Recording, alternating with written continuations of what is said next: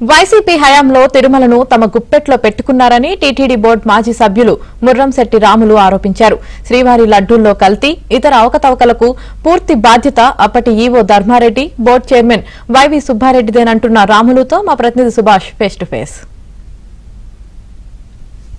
అఖిలాండకోటి బ్రహ్మాండ నాయకుడు, కలియుగ ప్రత్యక్షంగా దైవంగా కొలువబడుతున్న శ్రీ వెంకటేశ్వర స్వామి ప్రసాదాల విషయంలో జరుగుతున్న ప్రచారం భక్తుల మనోభావాలను తీవ్రంగా దెబ్బతీస్తున్నది. అయితే తిరుపతి దేవస్థానంలో జరిగిన ఆ పరిణామాలు ఏంటి? జగన్ హయాంలో, జగన్ ప్రభుత్వం ఏర్పడిన హయాంలో టీటీడీ బోర్డు మెంబర్గా 2 పర్యాయాలు, అంటే దాదాపు 4 సంవత్సరాలు టీటీడీ బోర్డు మెంబర్గా పనిచేసిన మురంశెట్టి రాములు గారు ప్రస్తుతం మనతో ఉన్నారు. అసలు ఈ ప్రసాదాలకు సంబంధించి కావచ్చు, ప్రసాదాలకు అవసరమైన వస్తువుల కొనుగోలు విషయంలో కావచ్చు, ఎలాంటి చర్యలు తీసుకుంటారు, అక్కడ ఎలాంటి అవకతవకలు జరిగినాయో వారిని అడిగి తెలుసుకునే ప్రయత్నం చేద్దాం. సార్ చెప్పండి, తిరుపతికి సంబంధించిన ప్రసాదాల విషయంలో, నెయ్యి విషయంలో కొవ్వు, అంటే జంతువుల కొవ్వు పదార్థాలు కలిసినాయని చెప్పేసి వార్తలు వస్తున్నాయి. ఈ విషయం కూడా ఇప్పుడు భక్తుల మనోభావాలను తీవ్రంగా దెబ్బతీస్తున్న పరిస్థితి కనిపిస్తుంది. భక్తుల్లో ఒక నమ్మకం అనేది కోల్పోయిన పరిస్థితి కనిపిస్తుంది.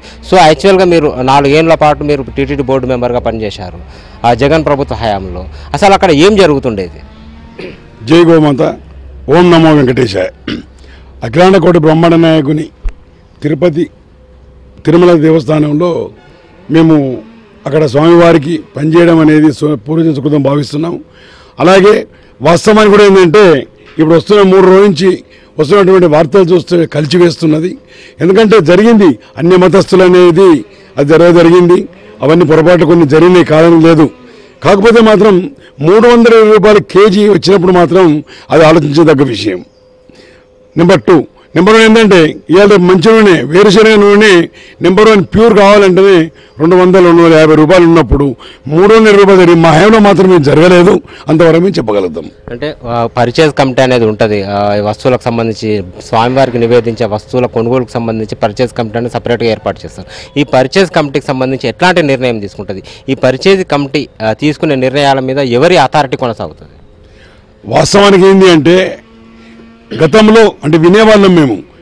గత ప్రభుత్వం అంటే ఈ జగన్మోహన్ రెడ్డి గారి ప్రభుత్వం రాకముందు, అంతకుముందు ఏంటంటే చైర్మన్కు, ఈవోకు, అడిషనల్ ఈవోకు సత్సంబంధాలు ఉండేటివి వినేది.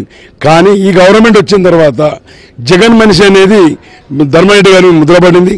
అదే మాదిరిగా ఆంధ్ర వాళ్ళు కూడా, ఆంధ్ర ఎమ్మెల్యేలు కానీ, ఆంధ్ర మంత్రులు కానీ ఎవరిని కేర్ చేయకపోతుంటే అతను ఇష్టారాజ్యంగా పనిచేసే సంఘటనలు ఉన్నాయి. కాబట్టి ఈ విషయంలో అదంతే తుది నిర్ణయం. కాబట్టి లాభమైన, మంచి జరిగినా, చెడు జరిగినా దానికి మాత్రం బాధ్యుడు ధర్మారెడ్డి గారు. అంటే గతంలో కర్ణాటకకు సంబంధించిన నందిని నెయ్యిని వాడిన టీటీడీ బోర్డు తర్వాత జగన్ హయాంలో ఏఆర్ ఇంకో కంపెనీకి ఆ కాంట్రాక్ట్ ఇచ్చింది. ఈ కాంట్రాక్ట్ ఇవ్వడంలో ప్రధాన నిర్ణాయకత ఎవరు? వాస్తవానికి మేము ఫస్ట్ ఉన్నప్పుడు నందిని వాడడం జరిగింది. దాని తర్వాత ఒక ముస్లింది ఏదో వాడినని తర్వాత పేపర్ రావడం జరిగింది. నాణ్యత మాత్రం లోపించింది వాస్తవము. అక్కడ ఏంటంటే అది ఇష్టారాజ్యం తప్ప వాస్తవానికి ఎవరి మాట వినడు, అతని ఇష్టమే. ఆ ధర్మరాజు అంటే అసలు వాస్తవానికి అధర్మరాజు అనే పేరు, ధర్మరాజు అని కాదు. కానీ అది చేసింది ఏమీ లేదు, చెప్పుడు గొప్ప తప్ప వేరే ఆలోచన లేదు. తర్వాత ఎందుకంటే అందులో కూడా మేము భాగస్వాములు అయినాం కాబట్టి ఆ పరిహారం మాకు ఆ యొక్క దేవదేవుని ఆశీస్సులు మీకు ఉండాలని కోరుకుంటున్నాం. పర్చేజ్ కమిటీ మీటింగ్లలో ఏం జరుగుతుంది? అసలు మీరు అందరూ అటెండ్ అవుతారు కదా, మీరు ఆ పర్చేజ్ కమిటీ మీటింగ్ కావచ్చు, ఈ టీటీడీ బోర్డు మెంబర్లు అందరూ కలిసి ఒక నిర్ణయం తీసుకుంటారు కదా. అసలు నిర్ణయం తీసుకునే సందర్భంలో మీ అభిప్రాయాలు ఏమన్నా తెలిపేవారు? మీ అభిప్రాయాలకు ఏమైనా విలువ ఉంటుండేనా? వాస్తవానికి ఏంటంటే మొదటి సంవత్సరం పర్చేజ్ కమిటీలో నేను ఉన్న తర్వాత, ఎందుకంటే నేను oil mill field, rice mill మన సిద్దిపేటలో కూడా, సిద్దిపేట రైస్ మిల్ అంటేనే అన్నపూర్ణ మన తెలంగాణ కూడా. కాబట్టి కొన్ని నిర్ణయాలు చూసుకొని నచ్చగానే నేను ఆ యొక్క పర్చేజ్ కమిటీ నుండి వెళ్ళిపోయి హెచ్డిపిలో వేయించుకోవడం జరిగింది. వాస్తవానికి ఏంటంటే అందులో కూలాకలుషంగా మొదలు అన్ని వాళ్ళు అనుకుంటారు, అనుకునే మనతో అనిపిస్తారు తప్ప ఎక్కువ నడిచేది ఈవో గారిదే. అంటే నిర్ణయాలను ముందే తీసుకొని మీటింగ్ అనేది మమా అనే పద్ధతిలో చేస్తారా? 100% మమా అనే పద్ధతిలో జరిగింది. వీడియో జర్నలిస్ట్ గిరితో సుభాష్, ఏబిఎన్ ఆంధ్రజ్యోతి.